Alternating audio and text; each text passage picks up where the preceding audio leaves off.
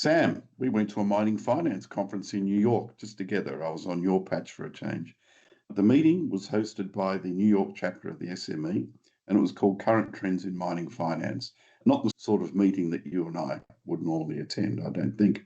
And somehow we ended up talking about finance more so than geology, mineralogy, metallurgy, politics, and why half the room may not have actually understood where technical risk comes from. And possibly why some resource models should come with a warning label. Just for the listeners, today we're flipping the script. I'm hosting GeoChemISTea, and Sam I am is in the hot seat today. We'll see how it goes. Hi, fellow geochemists and geochemistry enthusiasts, and welcome to GeoChemISTea, the only podcast for people who love geochemistry with a side of tea. Normally, Sam is the one asking the questions, but after spending a few days together at the SME Current Trends in Mining Finance conference, it's a mouthful, in New York, we thought it might be interesting to reverse the roles because somewhere between the presentations, hallway conversations, and late night drinks and a few good meals, we kept coming back to the same idea. There is still a massive disconnect between how mining projects are discussed financially and how they behave technically.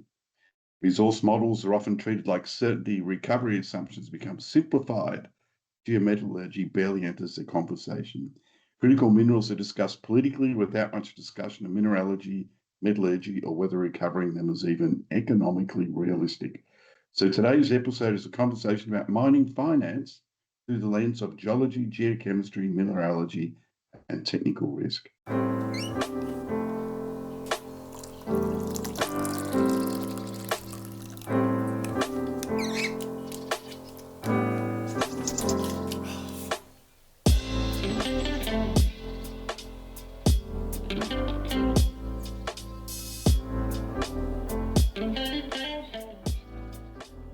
Sam, welcome to your own podcast. Thanks for having me, Dave. Oh, you're welcome.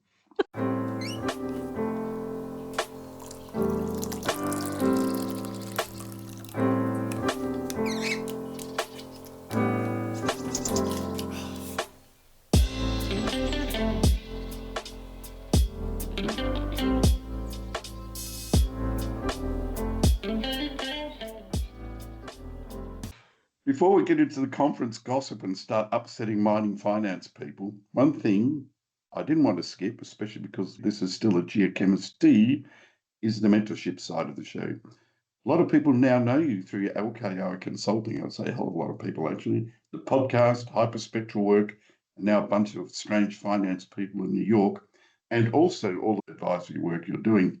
But Sam, how did you get into geochemistry? And why did you start a podcast especially? I've been putting off me doing this part of it for a really long time, but I think a lot of people know a lot of the pieces of it. So I got into geochemistry. I was at McGill into my first year, and I had to select a major because in McGill, at least in your second year, you have to declare a major. So I had gone to all the geology parties, and those guys the year before had gone to Iceland. They went to Tanzania, and then my floor fellow, the guy that oversaw the residence that I was in, he for the summertime was a field assistant at Merapi volcano in Indonesia. So I was like, I don't know what I want to do with my life. Let me do geology. My parents, because I'm from New York, hence maybe the ease of which we went to the conference together a few weeks ago. We're like, what are you going to do with that? Are you going to become a teacher? You're going to teach earth science in high school? And I was like, no, I'm going to work in the mining industry. So that was how the idea was born. And then I worked in a bunch of exploration programs over summer times, and those were pretty fun. But then how did I get into geochemistry? McGill's geology department at the time was very geochemistry heavy, very petrology heavy, mineralogy, geochemistry, and also volcanology, actually. Lots of different volcano things happening. I liked the applied nature of the kinetics thermodynamics. I wasn't necessarily the best student at it, but I found it fascinating. And then I took Willie Williams Jones's ore deposits course, and I was just sold on the whole thing. And I didn't realize, because at the time I wanted to do a master's in volcanology. So I didn't realize that actually there were ore deposits that formed in volcanoes. When it came time to graduate, I knew I wanted to go and do a master's anyway, and I was looking into volcanology masters, but Willie had told me, hey, if you're interested, you can work on the GeoChem project, and GeoChem is a volcano in Indonesia. And there we were looking at both the volcanology of it as well as its ore deposit forming potential. So like a high sulfidation deposit. And it was the coolest project ever. And from there on, I just stuck with it. And I was always looking for jobs in the mining industry that allowed me to do something that involved geochemistry. And it was just a lack of not letting anybody say no to me kind of thing. And whenever I could, that was like the glory days of the IO Global people, which Dave knows very well. And so they had a bunch of these geochemists running around at all the conferences. And I would just talk to these geochemists all the time about what they were doing and just try and figure out how to implement that into my own work and what I was doing in my own different jobs. And it just got to a point where when I finally was leaving the hyperspectral arena, like purely because I was doing business development for a while, that I was like, I actually don't want to work inside a mining company. I just want to do some geochemistry for a while. So then I was like, there's a bit of a niche market here for somebody that understands hyperspectral, for somebody that understands geochemistry, somebody that can work in 3D environments. Let's give it a go. And I've been giving it a go since then for about 5 years, and it seems to be okay. And then as for why did I start a podcast? So I going through everything, like life basically, I've always when needed or when have seen the opportunity have reached out to people for help, and they don't maybe always know that they've been my mentor, but they have been. And it's been a really incredible and humbling life here in the mining industry where I've been able to talk with people and get their help on either very specific problems or things that are very broad, even to life advice. So when it came to the podcast, it was just how am I able to help people that are younger than me? At the time, I think I was in my, we'll say my early 30s myself. I might have been a bit older, but I was still quite young and I just felt like I didn't have all the answers. How do I help people and get them up to a place that's really hard to get because there's no area that you can go to for information on how to use geochemistry in the mining industry. There's no book for that. It's taking courses, it's talking to people. I also had a mentor of mine pass away. So I was like, how do I honor this man Peter's memory? And it was one of those things that is a culmination of a really great idea in the shower. And I was like, I don't even listen to podcasts. Why don't I start a podcast? Any great And I was ideas come just, to people in the shower.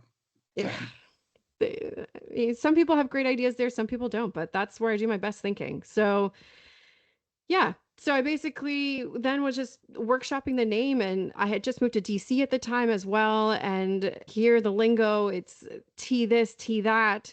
And it was like playing with the letters and GeoChemISTea, GeoChemISTea, and it just became a thing. And then Simon Griffiths was my first episode, and we kind of worked it out together, saw what was working, what wasn't working, and pushed through. And since then, now we've done over 50 episodes. So 50. that's been my story. Wow. I know. I think something you said earlier on was really important for people who are listening and wondering how you got to where you are now technically. And I think without you saying it in as many words, you're saying when you're at university, you really understood learning about the processes around why things happen, not just what is Mm, it, why did it happen, and how did it happen. And I think that's a really key thing for young scientists in any field is if you don't understand the process, then you can't interpret what's right in front of you. to elaborate on that point, something that really annoyed me much more in the past, and now I'm too busy maybe for it to annoy me, but sometimes I'll still sit down in conferences and I'll be annoyed by it, actually really annoyed by it. But anyway, in the past, what we would call multivariate statistics, and we were applying maybe some basic things that now have developed into more of what we would call machine learning style workflows. And basically, it's this exact thing where people are just taking geochemical data, they're throwing it in and not recognizing why certain things are occurring. I saw a talk recently and it was presenting this really cool stats stuff that they had done, and they were like, and in this stream sediment environment there's a relationship between iron and zinc and copper and a whole host of other things, and then there's this other relationship, and I'm just like, yeah, because it's iron oxide scavenging.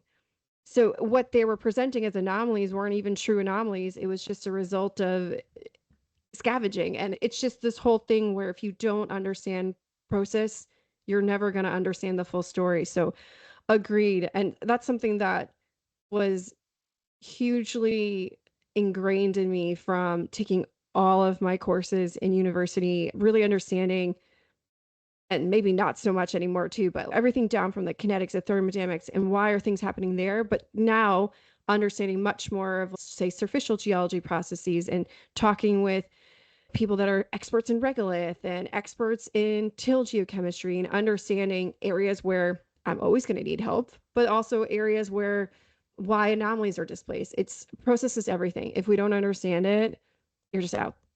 You're just lost. So, Sam, do you think, in a way, you're a bit of a trailblazer for the young geoscientist? I mean, there are many pathways you can take in this career. Not all of them belong in big companies, and not all of them belong in juniors either. Right? There are other paths. If you have an inquiring mind and a willingness to learn and engage with people and run a podcast at the same time, you can really set up your own reputation and profile for yourself in the industry. Yeah, I think it's something to be careful of too, though, because so I would say one, I did it because I didn't see another path forward. I would have loved to have worked for a mining company or a larger consultancy when I graduated my master's. It just was 2011, 2012. There were no jobs, and there weren't jobs for a long time. I was able to work for some smaller companies. Then I got into working for a hyperspectral technology company. There I was working in business development. And I was exposed to really interesting and fascinating people at the highest levels of companies that I would have never had access to. So it actually had its own benefit in that too. But it's maybe trailblazing in the sense that you don't have to take the path that you were told you were supposed to, that you have to be a mine geologist for a while, you have to do core logging for a while, you have to do all the different steps. Those steps might not be available to you, and that's okay. Where I say that it can be really hard is that there are times when I do not know the answer. I have no idea what the answer is.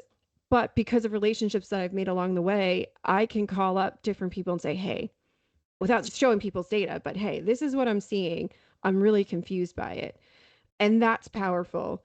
And you can't necessarily get that from day one. There is a amount of time you have to spend geologizing with everybody to get to that level. But I would never say to somebody that you can't do what I've done, because I think I've shown that it can be done and it can be done quite successfully.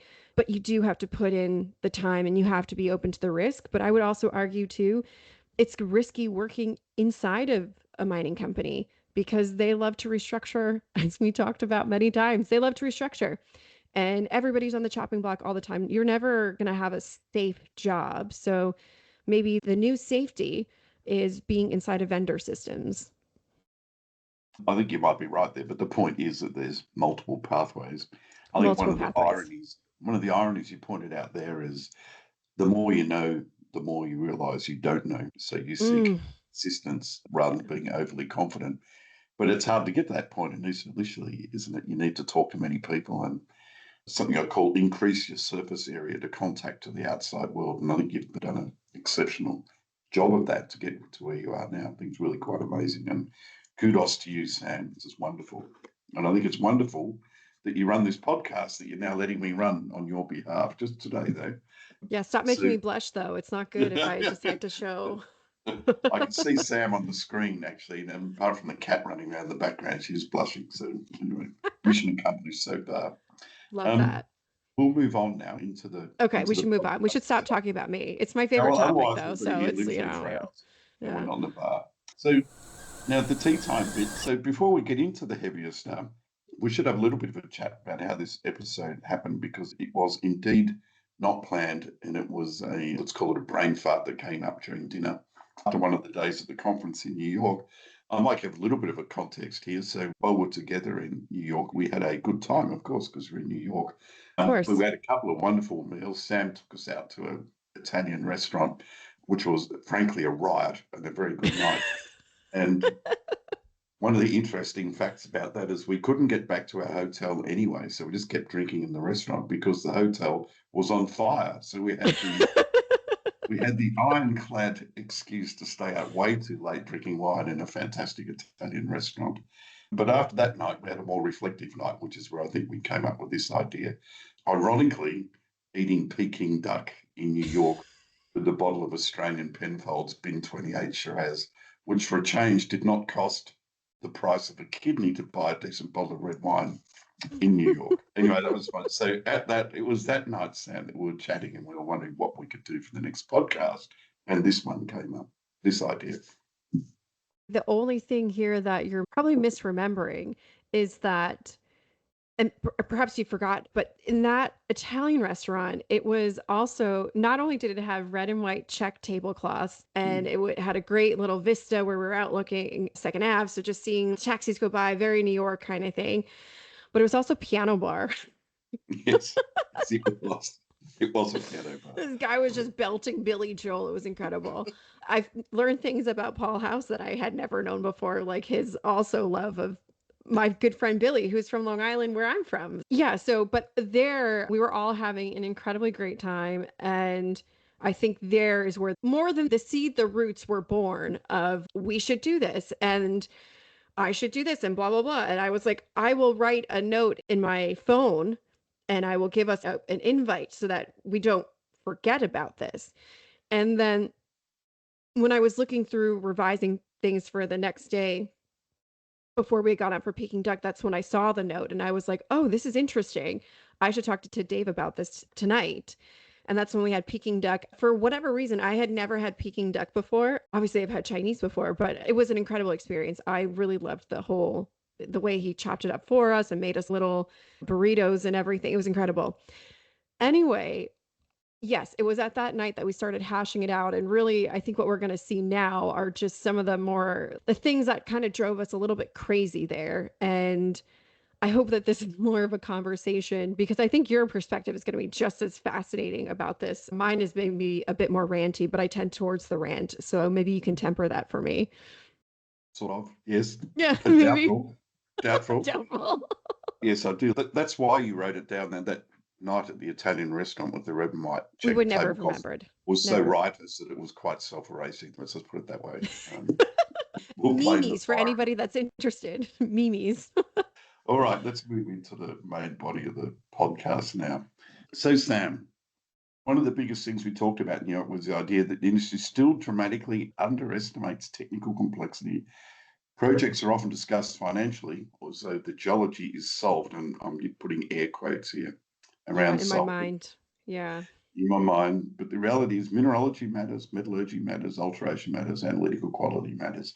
And the way metals occur in the system can completely change project economics. So today, I'm going to unpack some of that with you, just as a reflection, because this conference, I highly recommend this conference to people if they haven't been to it. And I think virtually everyone listening to the podcast won't have gone to it.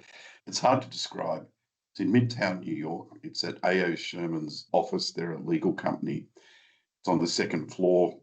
This is, and I think this talks to some of what we're going to get into when we talk about the details of the outcomes, is this is miles and miles, universes away, galaxies away from a demountable donga with a foam cup with some international roast coffee and some whitener and a microwave to heat up whatever you bought at the local roadhouse the night before for lunch.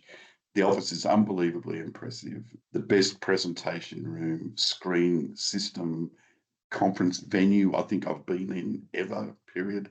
The way it's organized, it's a fantastic adulation of where Tim Olch got that to in 10 or 11 years and then recently taken over by Darwin. They do an exceptional job.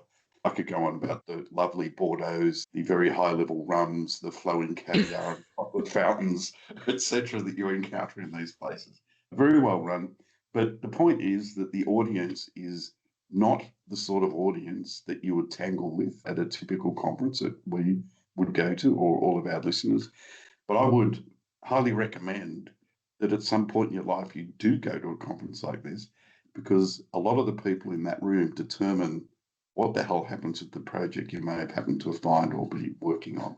They determine the success or failure of that, which is interesting to say the least. And that's what we're going to talk about in the course of this conversation now. So, Sam, what do you think the finance side of the industry fundamentally misunderstands about mining projects?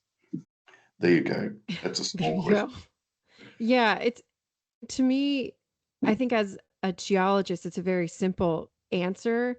Not simple though to explain it to the finance industry. And that's exactly what you were talking about, Dave, in the beginning of the intro here, that mineralogy, metallurgy, alteration, analytical quality to all of us geochemists, all of these, what are a little bit to somebody in finance, they're the minutia, but these are things that we also don't fundamentally understand or necessarily do well in our projects. And we need to do so much better because at the end of the day, the finance guys are looking at the resource. They're looking at some numbers that the mining engineers have given them, the processing engineers have given them about throughput, and they're making decisions based off of macros. And when I say macros, massive macros, the lack of understanding too that things like, and we're going to talk about this so much later, so I'll just say it really briefly. They talk a lot about floors. And for that, they mean for copper, the floor for copper is, this is completely incorrect, but $3 per ton, right? That's the floor.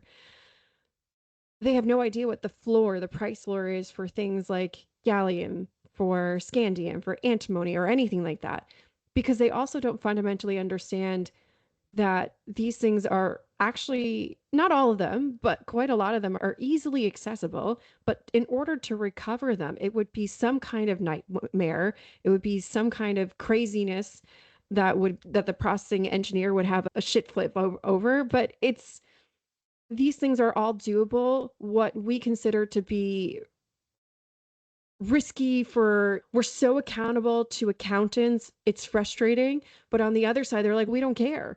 And this disconnect between what they're trying to achieve versus what we think they want is just so unbelievable. But yeah, as a one liner, what do I think that the finance side of the industry fundamentally misunderstands? Anything that they geologically want is possible and we can do it for them. Just, you have to reframe the cost conversation, because in mining we're so cheap and we think everything has to be done so cheaply and we're so scared to ask for more money, and they're saying, hey, the money's there. We're just, people can't see my hands right now, but they're back and forth. We're having conversations that aren't on the same wavelength at all. Yeah, we'll do another couple of podcasts will come out of this, Sam, I'm sure. But I partly blame the blame for that at not geologists, but the geoscience disciplines feet. Sure. I don't put it all onto the financiers. Wise, we can understand finance, but it's much more difficult for a financier to understand geology and geological Sure. risk in mining. It's not a symmetrical conversation. So it's really on us, I think, to improve that. And I don't. So recently I'm reading about geoscience, and I divided into, are you Leonardo da Vinci or are you Jeff Bezos with the geoscience hat? Right? Or are you a transfer function in the middle to take the crazies ideas through into something which is possibly a mine? So when you talk to the financier guys, they think they're talking to a geologist who is a Jeff Bezos, right? They're into Right. scalability, predictability, no surprises, boring efficiency, delivery of product to the end of something. And that's what the financier wants from the geoscience brain when they're working at that end of the spectrum. But typically they'll get a Da Vinci brain geoscientist talking about how to set up an Amazon warehouse. And the Yeah. finance guy's going, who the F is this person? What are they talking about? I'm not It's giving you so any money. true. I'm not giving you any money. You have no idea what you're talking about. The thing is, that person knows exactly what they're talking about, but do not have the language at that end of the spectrum, nor the appreciation of what the finance people need to understand and appreciate before they put the money in. Right. Anyway, we'll come back to that one, I think, in another Yeah. conversation. I think it's an impediment we create for ourselves when we don't self-analyze and put ourselves into the correct bucket, because the audiences along the way are utterly, utterly different, and we can't use the same words. I spent a long time talking with ChatGPT, taking up a lot of the world's water resources doing so, I know. Yeah. But asking it, if somebody at this conference asks me what I do, how do I talk to them? I find myself to be pretty savvy. I try, and my family's from there. I have a lot of friends that are in the investment banking world. I think of myself as quite savvy, but whenever they ask me what I do, I just say, oh, I'm a rock person. And then they laugh and they move on, kind of thing. And it's funny and it's fine. But I coming here was just a real effort to be like, how do I frame what I do as simple enough, but also it's not throwaway. It's actually important to what you do, and to try and bridge conversations, because as you say, look, I'm not the Da Vinci here. I definitely am somewhere in between, but we do such complex work that's so important to get them to where they need to be. But at the same time, how do you talk to somebody that they only use Excel? Come on, guys. Sort of true.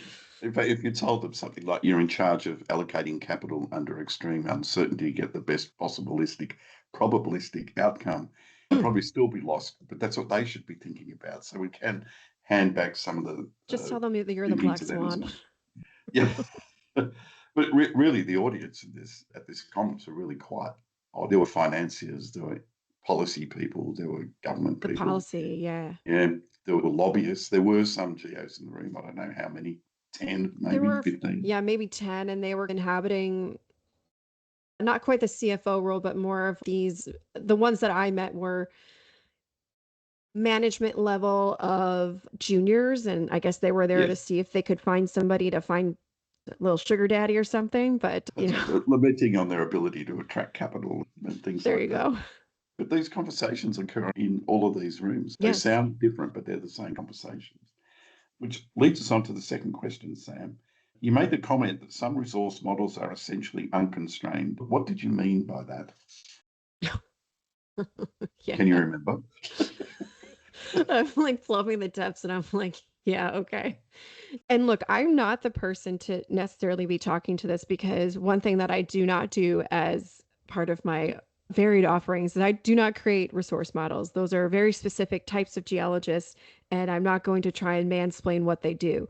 That said, you can get really creative resource models in the sense that you can make it just by way of different types of interpolations. You could have a 1 million ounce gold deposit. You could have a 1.5 if you decide to unconstrain it in a specific way or give it a different trend. You can play around a lot with the numbers here. Maybe not quite to that extreme, but I think when the financiers are seeing any kind of model that we're giving them, they think that is 1,000% the truth.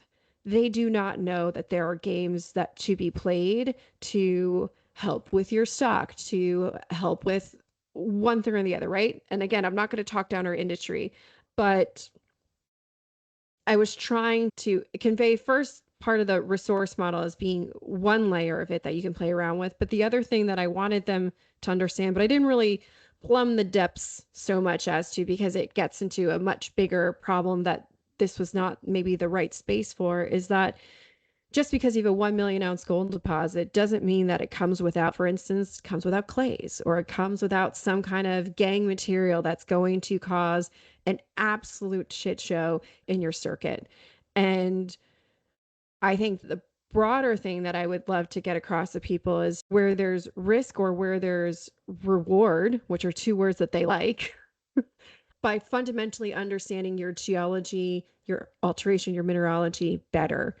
These are conversations that right now we have as the exploration talking to the geomet side, the geomet talking to the processing engineering side. It's this kind of thing that we still have a large problem with internally in mining. And the financial side doesn't even have the slightest clue that this is something that we're having an internal problem with as well. So, yeah, at a certain point, all these assumptions become the truth because at one point or another, you have to give a model because the show must go on. But just saying that this block is worth $1,000, that's not true. It could be worth 10, or it could be worth negative 1,000, or it could be worth much more because it's very easy to recover that block or something. So I was trying to convey that there's a lot of games to be had. Yeah, that's the transfer function part of the discussion, right? The people running the transfer function from the geology into the warehouse where you're going to make money. That's an important job.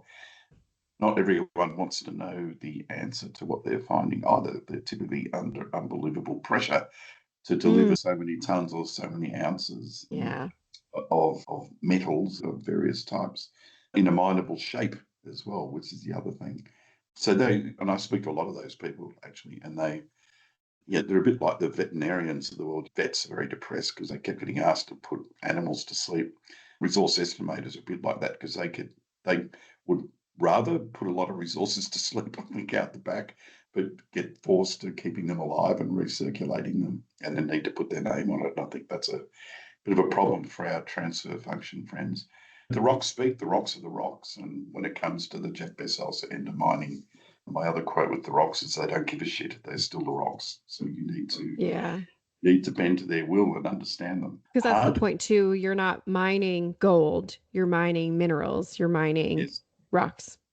Yeah. The product is, in gold's case, to put it in Australian, a 15th of the material is actually the product. And that segues through into some of the critical minerals, a term I dearly hate, but let's call it So some of hate the it. economically important accessory elements and minerals that have come along with mines. That creates another problem, but we'll get down to there.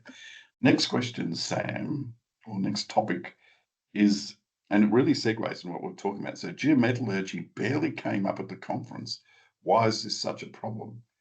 We might have just been talking about that. Yeah.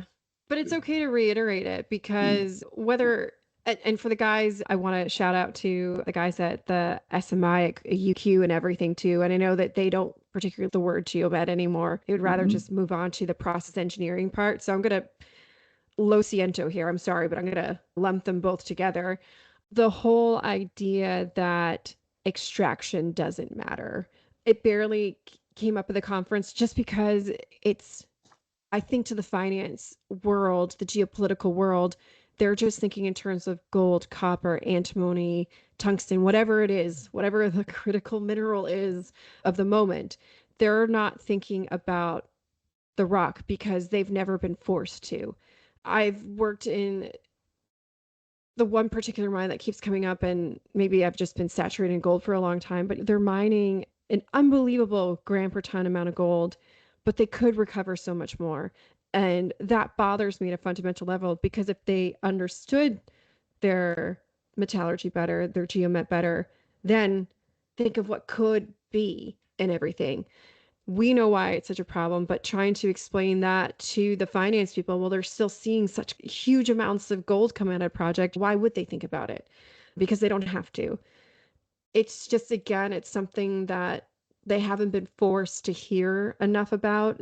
Maybe people are afraid to talk to them about it. I'm not sure. But yeah, it's just because it's not even on their radar yet. I think they're still figuring out that you can make a resource model and use algorithms to do it. I think that they're still caught up in the I don't know, when did computers come out, Dave? You would know better than me. I was alive. Yes, you were alive. There you go. That's all I'm saying. Yeah. But it's a huge problem because working in hyperspectral for so long too with the clay problem, but clays and the opposite of that, having extreme hardness, all these things will have huge energy implications too. We want to save energy. We want to there's so many games you can play to optimize your circuits.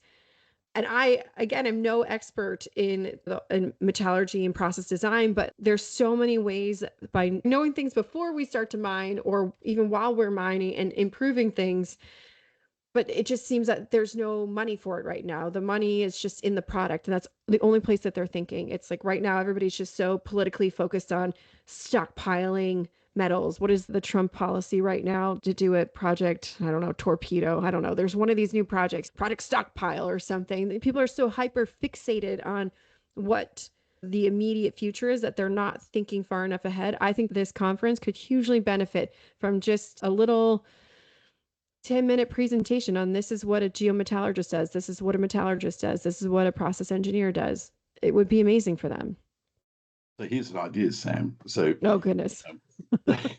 Darwin, who was the main organizer of the conference this year, he said, Right. this year, Dave, we're going to run workshops. Please, if you want to put a workshop on, let Mm. us know. So we could run one, Sam. We could be Ooh. saying, geo shit for finance types. You need to know this. Let's call it that.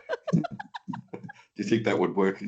I think that the title alone would, it's got me captivated.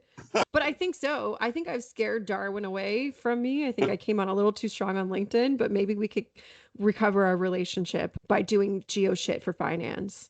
Yeah, agreed. Yeah. I think geo shit for finance, that is what's needed.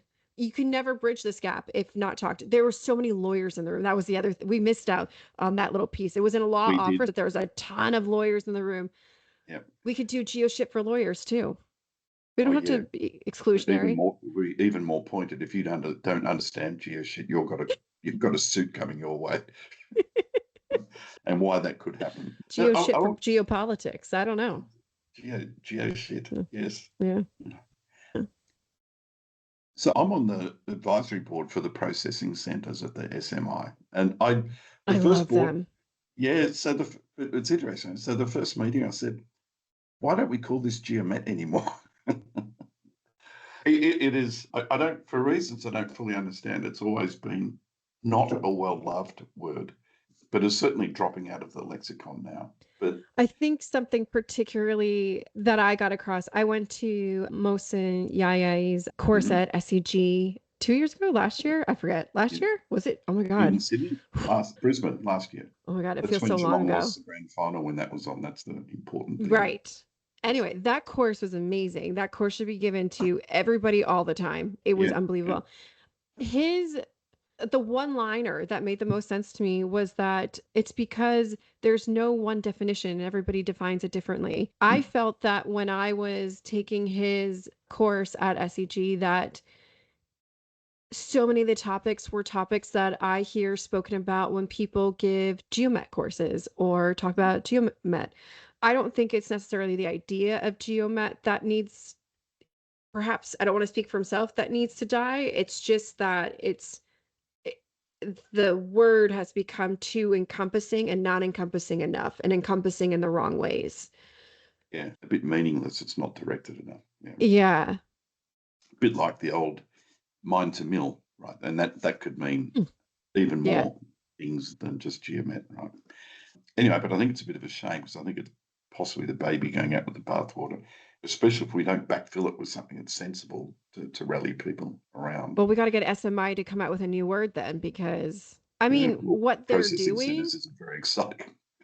Then again. Anyway. Yeah, anyway, let's move on. Why we call it shit you need to know and call it shit you need to know. All right, Sam. Everyone wants critical minerals right now. We've already discussed that critical minerals is such a shit term. But anyway, recovering them isn't always straightforward for many reasons, actually. Do you want to have a chat about that? Yeah. I think something that the finance community needs to get on board with, which needs to get on board with the actual smart people that can do the things. So the engineers, the scientists that know how to do these things, is that governments, finance, and the smart people all need, and the science people need to all get together. Yes, and the geoscientists. Yes. Yeah, and yes. Separately, the geoscientists. But no, why I say these groups of people is because what we have to accept is that even in a beautiful world where everybody's friends, the way in which China is extracting these elements from the minerals in which they occur is decimating their environment. And the West wants to put themselves on a pedestal, and they do not want to do the same thing to their environment. Ye Thus, they're gonna have to make newer technologies that are more expensive.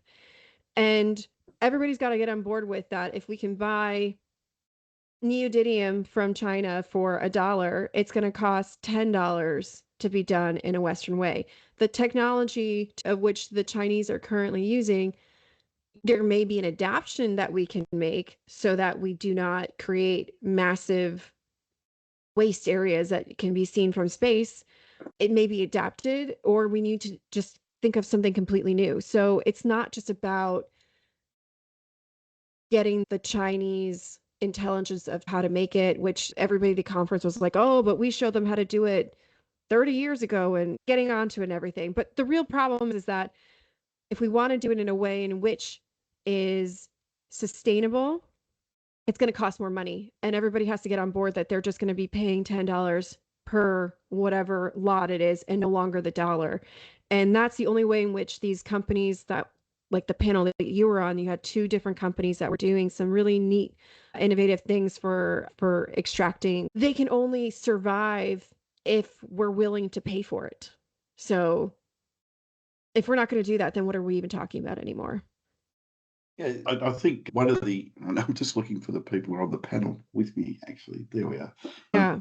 Yeah. So I think one of the things that came out of the panel, which was a technology panel, was rather than trying to me too what the Chinese are doing with their current state of technology for extracting various elements, was to leapfrog the technology and do it in different ways so Yes. that we don't need underwritten offtake agreements and things like that, which, although currently would seem to be the only way out to secure supply chains that aren't reliant on Chinese supply chains, not to put too fine a point on it, but that's where we're at, would require continuous levels of government underwriting and investment, which is what happens in China, by the way. But we would just need to do that, which makes the price of everything more expensive. But the panel and the people doing the technology there, so there was Nate, Shoemate, and Julia from Rock Zero. So they Right. were, yeah, I just looked up an email while you were I talking just couldn't remember their names. They were fascinating. Yeah.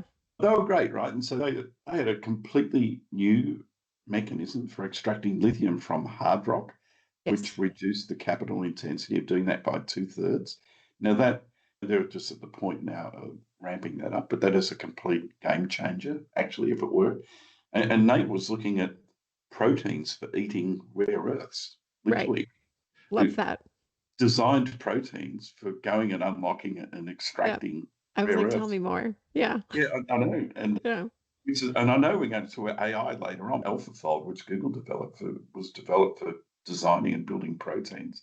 I didn't get the chance to ask him whether he actually used AlphaFold in the process of designing proteins, which could unlock rare earths from highly bound rare earth minerals. Of course, these things are hard to dissolve, as we know. It needs lots of different acids and reacid baths and things like that. Exactly. If you can put a protein, not even a bug, like a protein, onto it and it starts chomping its way into it, I think, bloody hell, that would completely change the equation.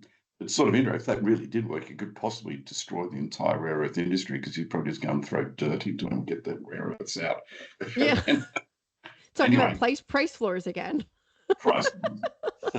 And I think so. They're really interesting concepts, and I think people doing things like that in the industry and really not being happy with the status quo and thinking there just must be a better way of doing it, period, I find unbelievably exciting. And that was the last thing we heard at the show. That was that panel. And people were fascinated. They got onto us, all of the finance types, all the lawyers, everyone was listening to that Yeah. going, oh no, this is a different This is way of worthy going of about it. investment too. If this Yes. works, this game changes things. Yeah. Yeah. If I was Yeah. private equity, they're not, Yeah. yeah, I guess I Yeah. have to understand the words that were coming out of these people's mouths, but I just saw dollar signs. I was like, this is where I gotta be. But one of the first questions was, how much is it going to cost the lithium one? And that's when Julia said around 2/3 of the capital expenditure required Mm. for an existing hard rock lithium plant, which all of a sudden, because if you think about the hard rock lithiums are higher concentrations, if you can reduce the capital intensity by 2/3, then maybe that's it for clay lithium. It's a problem for brine extraction, all these other things, right? Just purely because of the grades that you can access. Right. Anyway, Interesting. The other exemplar example of this, and I know this because my mate Mark Saxon, he was involved with a few companies that do this, but securing supplies, for example, antimony, because the critical mineral or critical element that a lot of people want for industrial and military uses actually is not the main commodity of the deposit. And we end up with the conundrum of the poor mine manager saying, so sorry, mate, it's an effing gold mine. I need to optimize and get the gold out. The antimony comes when it comes, right? So and this is something that people in that room, and it didn't really get discussed like this. Maybe we can suggest this to Darwin. They I did not really think about that much. I thought it would be too much. I had already made I was a rookie there. I'd already made two controversial remarks, and it was enough, I thought, to bring up to them the fact that in most gold deposits, I'm not going to claim all, in most types of gold deposits, antimony is a byproduct. And it's called a penalty element, a deleterious element, whatever you want to call it, because if you have any left over, it's going to count against the quality of your gold, right? And so the idea is like, how do we just float the gold out so we don't have to deal with it? But the fact of the matter is, and I don't know if this is metallurgically how you would do it, but sure, build another flotation cell and float the antimony out. This is my quick thought. Again, not a metallurgist, but there are ways to extract it. But to do that, you have to add on another whole setup here that is going to cost more money, et cetera, et cetera. So it's like, what do you want to do here? And where's the price floor? We Right, could what's the do price it. for? Again, yeah, what's the Yeah. price? It could be done in many. Obviously, you would probably try and find one of your gold deposits that had a lot of antimony versus the other ones that just don't and don't even bother. But it's everywhere. I was doing some geochem today. I'm in a copper deposit, and it just has tons of antimony in it. Yeah, most It's definitely a everywhere. penalty. Yeah. Most definitely a penalty element. That's the thing. They're like talking about this stuff like, oh, we need more of it. And I'm just like, everybody I know is how do we get rid of it? Two different conversations over potentially the same mine. There's something to think about too. All right, Sam, what time? We're at the top of the hour, so we'll keep going. What are your rules with your podcast? You need to be out by 90 minutes, but this is your podcast and I'm running. So I mean, it's kind of, I try and can just be more respect, relaxed. we can be more relaxed. I try and respect people's time is what I'm trying to do. Not my listeners. They can turn me off whenever they want to. But the guests that are coming that are doing, you're the host now, so you can stay for as long as you want to. But I just try and respect people's time. Yes. All right. No, very cool. All right. Governments keep talking about securing critical mineral supply chains. What are they missing? Ooh. Ugh. So this, You're in the right part of the world to influence some of this, of course. yeah, I've had some interesting conversations about this of late too. But I think what governments are missing here, and it was mentioned not ad nauseum, but only not ad nauseum because it's still a really big freaking problem in most jurisdictions, and that's permitting.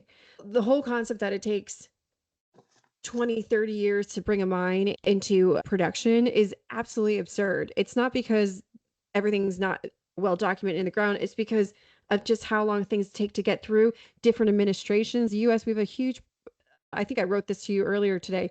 In the US, if we have a left administration, then mining is not sexy, but it is sexy to have green energy. If we have a right leaning government, then mining is very sexy, but green economies aren't very sexy. But mining is good for defense. So we have this whole thing where it's like, we have to keep the eye on the ball. If you want to have a green economy, you need to have mining. There's no way around it. So the other thing that we have in the US, so there's a bunch of different initiatives. Minnesota is one that I love, is called Better in Our Backyard. I think that the whole idea with that is that controlling the source, right? Minnesota has a lot of mineral and metal endowment. So, it would be great for them to do as much as they can, but it comes down to the fact of whether they're able to get permits and do they have community support? Community support is a big thing throughout the world. Not all, but many governments will tend to support their communities. But if the communities are saying, no, I don't want this in my backyard, whose backyard is it going to be in? And it falls to the third world, which is honestly, it's quite unfair. But also now again, you're not controlling your supply lines. No, well, So, that's, I have said this in public, but one of the positive outcomes of the current administration in the US is a general awareness and realization and escalation of importance in having known supply chains for many of these materials, critical or not. And in fact, on the critical list, I add copper and aluminium and all the rest of them as well. They're all critical. The requirements for all of these only go up and to the right as the world goes on. So they're all critical in a way. It's a bit like Schrodinger's cat, I think, what we just a term I've used more in the past. What we need and what's going on in the world can't all be are not all happening at the same time. We can't get to the outcome that we require, which is the problem. But I really do feel that the political winds are changing on this topic and are changing quite rapidly. The Strait of Hormuz is an example now of supply chains, right? So people have some extremely concrete examples now to think about. Everyone just Joe blogs on the street now understands what a choke point in a supply chain is. No, not one person in the world does not understand what that is. So hopefully, and as usual, there's probably a silver lining on what's going on at the moment. I think ironically, with what's going on with the Strait of Hormuz at the moment, it's actually going to kick green technologies along enormously around the world. It'll take a while for it to surface, but it will just all get a big kick along. But whether we have the resources available to kick it along is another question. Sam, this is an interesting one. Do you think the industry over relies on simplified narratives for investors, given everything we've spoken about thus far in the pod? yeah, I think based on what I was seeing, specifically at that conference, I feel like even before I went to that conference, I had some awareness of what mining finance was, what they did for us, how mining finance impacted our lives as geoscientists in the mining industry. I think that perhaps we can be so afraid of lack of investment, lack of buy-in that we haven't properly educated our sister industry enough because the two go hand in hand, right? So I think with this oversimplification, the biggest thing that we're missing out on is that when we have these things and we're saying, hey, here's a million ton or a million ounce gold deposit, and they're saying, great. But then we want to say, and that but is going to cost them money because we have to do maybe some additional tests. We have to add something additional to the mill, whatever it is. We're just afraid. And I think it's time. The people that were in the room with us, there was 300 people. They were successful bankers, they were successful lawyers, successful policy advocates, etc. There might have been a few dumb people in the room, but overwhelmingly, that room was quite smart. There's no reason to think why they can't understand some basic and relevant geological concepts as to what we're talking about when we give them our caveats. So again, I think when you brought it back to the Da Vinci versus the Bezos, let them maybe be our Bezos and we'll have our Da Vinci's always, but maybe us in geology, the ones that are going to bridge that gap, maybe these people really, that middle ground needs to exist a lot more in order to get the proper financing. And then that also allows for the financing then to not just go with the people that have the nicest suits in geology, which isn't many of us, but allows them to ask the right questions at a project so that they're actually investing in the proper projects. There's a bunch of projects that I saw get so much money over the last few years, and they were just drilling in the same spot, just doing nothing impressive. And it's just, why didn't you step out? Or why didn't you do this? Or ask some more technical questions to be like, oh, you guys aren't actually for real. Actually, the project, though, next door to you looks a lot better. Let's go for that one. So, yeah, I think we are oversimplifying a little bit, but it's about finding that maybe that middle ground where we're not giving them the whole story because that's why we're geoscientists and that's why they chose finance and not geology. I think that's on us to solve, actually. I think it's on us. Yeah. Yeah. As working on a project to turn the finances around collecting technical information around the transfer function phase, if you like, or even the Da Vinci phase, and putting a financial value on that and calling it a call or put option. And that is certainly languages that finance people take. So to get to them in that room, for example, and say, "What, you didn't buy that option? What's wrong with you? Now you don't have a caller or put, you're running blind." Right? We can change that conversation a little bit, Yeah. but there's education both sides of the fence to do that first, and even to, I think one problem we have in the industry when the transitions across to Bezos and into the finance world is no one has documented the risk profiles and the causations of risk across the world and across commodity and mining style and things like that. So people run blind and they either take a fairly binary view and either finance it or don't, and they clobber the project with an extremely high cost of capital just to cover all of the risks they know that are there, but they don't know which bit of the risk is there. So it's a blunt instrument, right? And I think we can do a lot better for that than that. And I think one of the other outworkings of that, which is bad for the industry, which is a positive feedback loop into some of the stranger things we do, is that you don't get rewarded for doing a good job. Right? Typically, everyone gets penalised or hit with the same stick with the cost of capital. So if you've done a really good work and you're ameliorated many of the risks which you would typically occur in putting a deposit like this into mining, into production. You've done all of that, but on the other side of the fence, they don't appreciate the option value of the work you've done, then you can't have the discounted capital to put into the project discussion either. Right? Anyway, we have work to do on that front, I think, Sam. And I think the people in that room are the sorts of people that need to get involved in those discussions with us. But that's why I think it's such a fascinating event. If people are around that part of the world, they should really go along to it. Just get a completely different cut on our I industry. think too, what's interesting because it's part of SME, right? So Yes. I think it's fascinating that it's part of SME, and SME otherwise is really geoscience heavy. And I Mm. think it would be a really interesting thing for, and I don't want to get involved in policy. I don't know SME very well, but it would be really interesting for SME to geology people to get more involved in what is actually happening there, because I think that there's a lot of places for there to be some fertilization to happen. Well, Um, 2 days, right? But I think we could grab a third of the 2 days or a quarter of a day in the 2 days and just talk about these topics.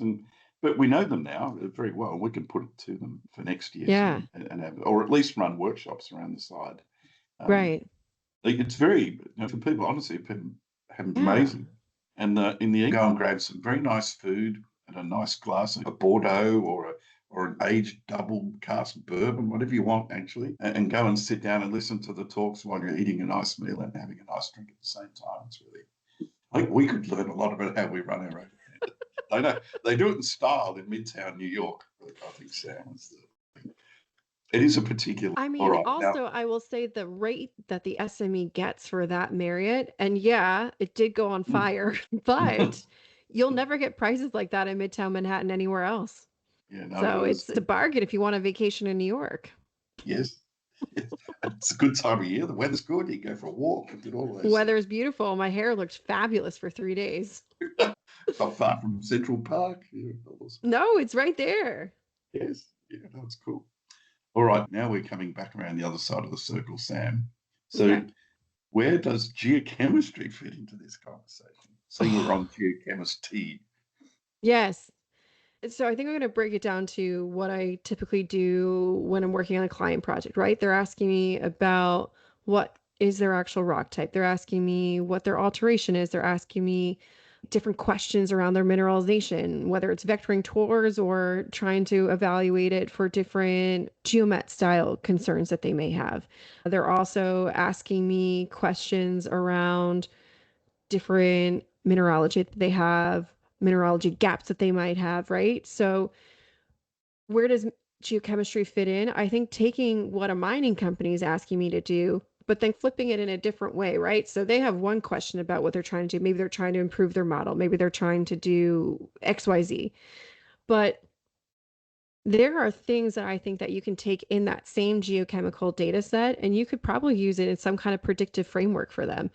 We'd have to think about this a bit more, but I think there's something in there because as long as the data is collected well, you understand your different little caveats with your analytical methods, et cetera, there's a model already that you could code up in Claude for something.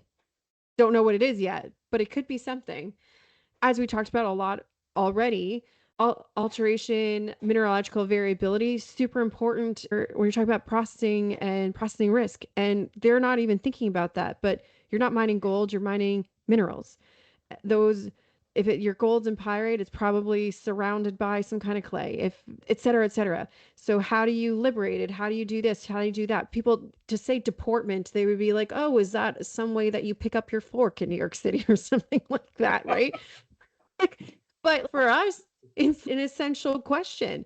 So for me, I think geochemistry, mineralogy, and all the different ways in which we as geochemists sit above and sit around and with our different sister sciences in the mining industry, I think we as geochemists fit so neatly into the equation because we can kind of see all the different places where our little data set can have massive impacts in the finance side.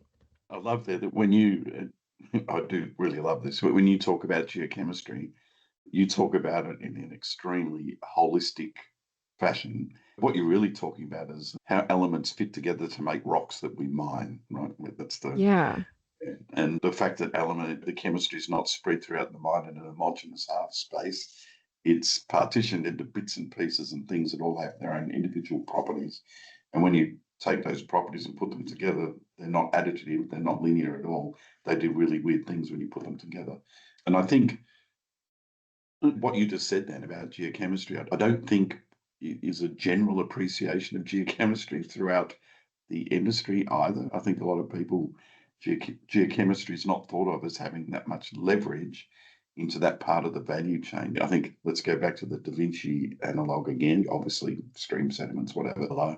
And then that transfer function, geochemistry is very important. And then when you land into the Bezos Amazon world, then it doesn't go away, right? The language must change, but what we're doing doesn't go away. And in fact, the rocks don't go away. And then when we start trying to blast them and disaggregate them and grind them and do whatever else we're doing to them, abusing them, then the geochemistry gives us excellent guidelines around how they're going to react during that process. I put it down to a language and education problem again. Yeah. What do we call things? And back to the call or put option thing, can add so much to that downstream or the mining side of the equation and optimizations around that. But often it requires us to have collected the data over on the Da Vinci side of the fence so that we have it. It can be difficult to recreate once you get over into the Bezos side. And that means you need to put a caller or put option value on it over there so that the people, when they're running the mine, they have that option in their back pocket and they can use it. I would refer everybody listening to this to go back. I think it was season 1. I talked with Juan Carlos Ordonez, and he talked all about drill core as exploration's not only best, but only asset. And just in that sense, taking all the information from it that you can to start with, because ultimately, what else do you have? And really, the ideas, though, after that being that, and maybe I've built on this a little bit, not myself, but just being around so many different people and having so many different conversations like this. But the whole idea that I see being is that, for instance, if we're drilling in Arizona, typically nobody wants to drill the first, could be 50 meters, could be 700 meters, because different kinds of volcanics and gravels and debris flows and things that cannot be mined will not have copper unless you have a supergene deposit. But really, that kind of stuff could be used in your mine in other ways, whether it's for road material or for who knows what, right? But if you have characterized it in some way, then you can use that data later on. And so it's not just what you can use today that's helpful, it's thinking about it throughout the value chain. And I think also it's interesting, having worked, going back to the beginning of this conversation, having worked in that business development role for, I think I worked in that with the hyperspectral technology for 5 years, and being parts of these conversations with people that were top levels of the mining companies that were thinking about all these complex questions. So it from very early on, from like honestly my late 20s, I wasn't permitted to think about what we're doing today. It was what are we doing 10 plus years from now? And so it's really that thought. And then it kind of translates into something that I actually like doing. So I actually like to look at chemistry data, which is weird, but it's fine because we're in a safe space here. But it's thinking about what can we use this data for and what can we use it in the long term for. And as much as we say, okay, we're silos from finance through to government through to the mining industry, we have massive silos within the mining industry. We have silos within geochemistry.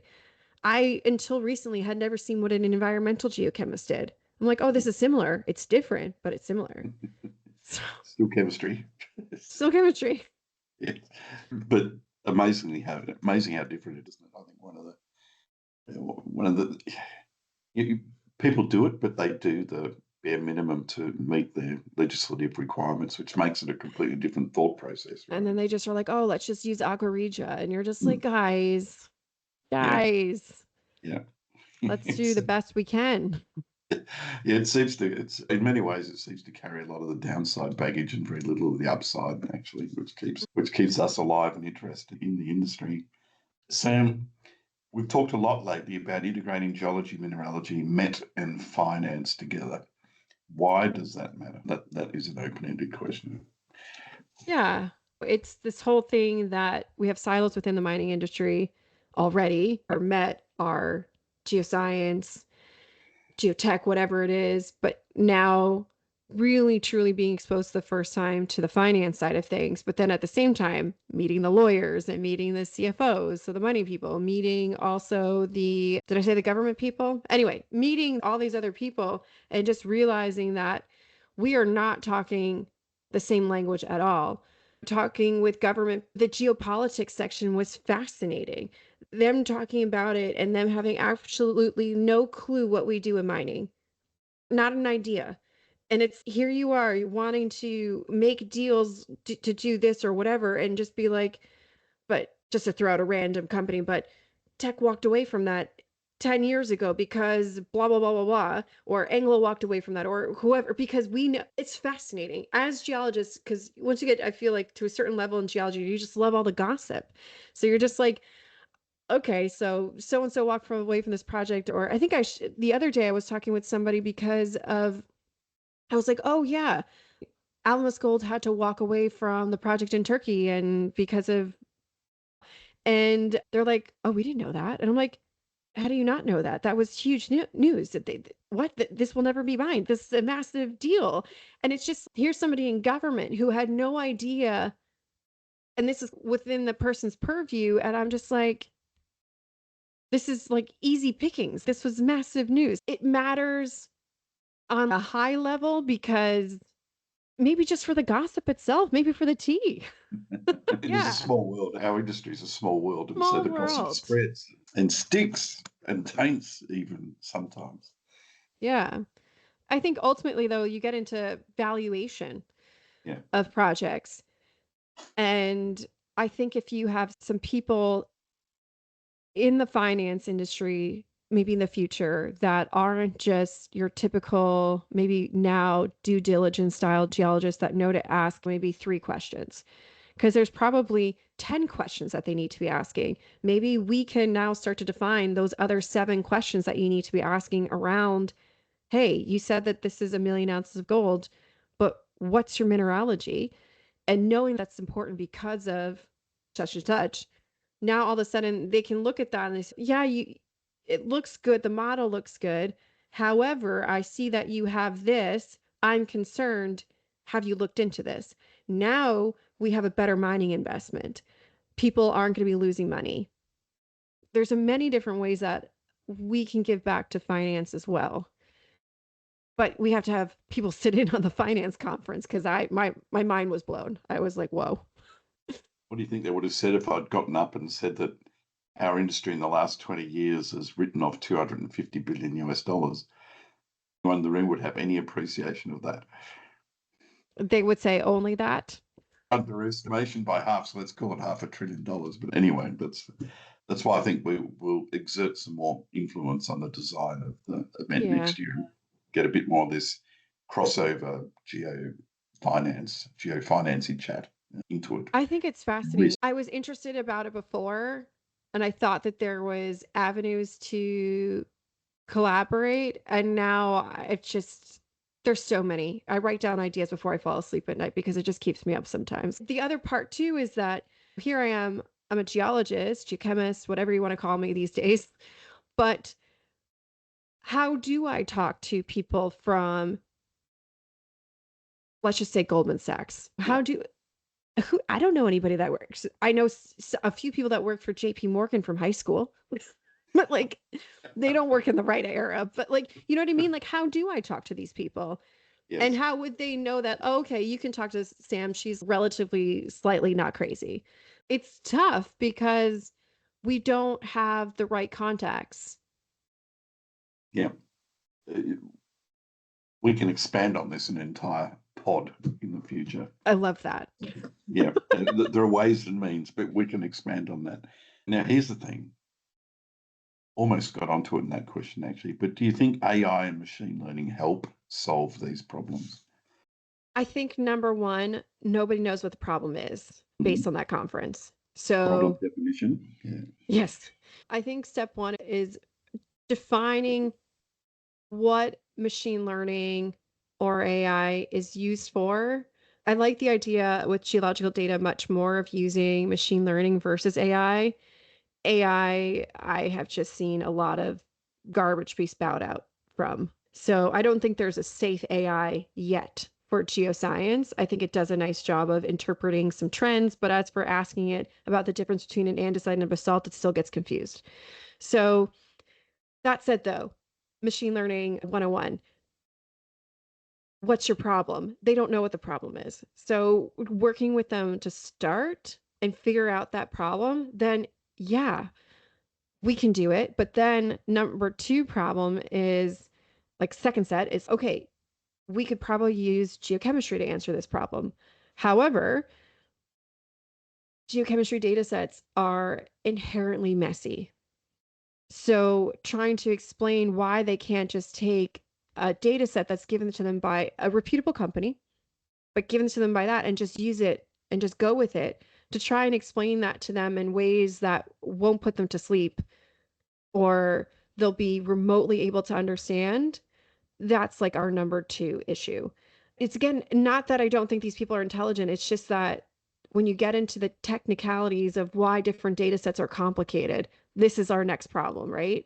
So I think we have multiple levels of problems, but I think that ultimately to solve some interesting problems that finance might have, I think even things like geochem data could do it in the future, but we don't know what those are yet. Yeah, I think it really struggles with, we deal in four dimensions, right? We have the time on top of the three spatial Yeah. dimensions. I think AI really struggles with that, but I can see ways where AI can help, and I think one of them is we talk about complexity and what we don't know and unknowns and whether they're known unknowns and unknown unknowns, to use Rumsfeld's terminology. But one place where AI could perhaps help us is not by knowing what question to ask it, but by running simulations of That's a good idea. all the Yeah. possible. We could start with known unknowns, if it makes sense, and say run simulations, and you come and tell us after the simulations what don't I know. Ooh. And I think, but again, you need to be talking to the right people who actually know how to use the AI in the first place, which is not me, Yeah. probably not you yet, Sam. But Mm. we can have those but again, it's a bit the conversations like what we've been having with us talking to the finance people in a language they can understand, that we can work something out. If we have the proper conversations with the AI industry, then we can probably get it to do things which are truly useful for us and not a distraction. I'm thrilled to sit down with an AI company, but I probably would need an Imdex with me. I don't think they're necessarily interested in Sam from GeoChemistry just yet. Yeah, watch the space, everybody. It's coming. What's his face? There'll be something coming for sure. Sam, now we get down to the closing question. We're running around the final bend onto the straight. If you could change one thing about how mining projects are evaluated financially, what would it be? I think top two things. Yeah. I think that one is really in the weeds, and that is that you need a specialist to tell you any kind of potentialities in there that are potentially problematic, right? But I think that also leads into having technical specialists early. I don't want to knock on mining finance geos. I know a few. I went to school with some people that graduated same degree as I did, and now they're in mining finance. But they also, I think in fairness, have not spent time on projects in the way in which I've seen people that work as geologists in the mining industry spend on projects and really understand the rocks more. It doesn't mean that you have to be able to understand what a granodiorite is from a diorite, right? That's not what I'm talking about. But there's just so many caveats in the story of a project that when you get into due diligence, it's just smoothed over. And so I think there is a space in there for your maybe it's like your project manager, your mining finance geologist that's running the show, but then they bring in specialists. And I don't know if that's currently how things are done, but how many specialists are there out there for certain things? When I think about it, it's just, I keep landing back to all these projects that I've seen that are many years down the track and they have massive recovery issues. And it's, what do you mean you don't know if you've ever done a deportment study? Could have been a no, no, no, no, or no, no, no. Right. Yeah. Yeah. So it's, I think that there's some kind of space out there, and I don't know how it works out, what it is, what it looks like, but there's some kind of space where there is a consortium of specialists that can help. And See, then just also at the same time too, like this, I think for all of us, just this longer term thinking. I think that not just being so caught up in, I can only spend $1 million total on this project, and therefore I can't scan the cover or I can't analyze the cover. But you're actually thinking in terms of, okay, we're actually a big company and down the line we could use this data for something else. And maybe for exploration, something pops up where having gotten geochemical data for the cover was actually useful for exploration. You don't know until you do it. I don't know. Yeah. I think it was lack of long-term thinking that got us into our supply chain crunch right now in the Western world. Yeah, Indeed. that's a very macro outlook. On that note, Sam, I will read us out. Okay. Sam, thanks for letting me hijack your own podcast for an episode. You and your cat. I must say the cat's been very attentive and has been listening to everything. Yes. That would have been Yes, Mr. Darcy. Yes. Pemberley is Mr. sleeping up in the corner. She, yeah. Not Darcy from that horrible Pommy show, the period drama. Not that Darcy's not Yeah. not named Mr. after that Darcy. Darcy. Do you not, to everybody that's watching, I'm showing Dave right now, Mr. Darcy. Big kisses, boo boo. No, and Pemberley is the name of Mr. Darcy's estate. Right. And so the girl cat that I adopted 2 years ago, I named Pemberley. Of course you did. Okay. Of Not course. great fan of period drama, I might say, as you. This is before I had seen the movies for it. I fell in love with Jane Austen, not because I am like, oh my God, she has the most beautiful writing in the world. I had such trouble sleeping during my master's because I was just always thinking, thinking, thinking. Jane Austen, I swear to you, I've read all of her works. It's because you can read no more than a paragraph. Usually I could get through 3 sentences and I would be out like a light. Now we're getting to the tea. Very late in the pod. Late in the game. But that's why I love Jane Austen so much, because she helped me sleep throughout my entire master's. It was incredible. Yeah. God, maybe I should try it. Yeah, sleep is not my friend. Anyway, There you go. back to Never made reading. it more impatient. I think what stood out most in this conversation is that mining projects are becoming too complex to evaluate through isolated disciplines. Geology, mineralogy, metallurgy, geochemistry, engineering, finance, and policy are all colliding now, especially around the critical minerals and the energy transition. Colliding is not to put too fine a point on it. If the industry wants better outcomes, those conversations probably need to become a whole lot more technically honest. If you enjoyed today's episode, we'll have links in the show notes for both Imdex and LKI Consulting. And for all our listeners, keep asking difficult questions, keep challenging assumptions, and of course, make sure the tea is hot. Thanks to our sponsor, LKA Consulting, and to It's What Are. and Coma Medic for our music. We'll see you next month for more GeoChemISTea. And thank you, Sam, for letting me hijack your podcast again. It was great fun. Yeah, thanks for letting me. What do you guys say? Not whinge. I guess I was whinging a little bit. Yarn so much. We didn't even get to talk about Mustangs and cars and things like that. Next time. Next time. We'll let the listeners try and work out what that is. Sure. Not Mustangs, the horse, of course. Yeah, of course.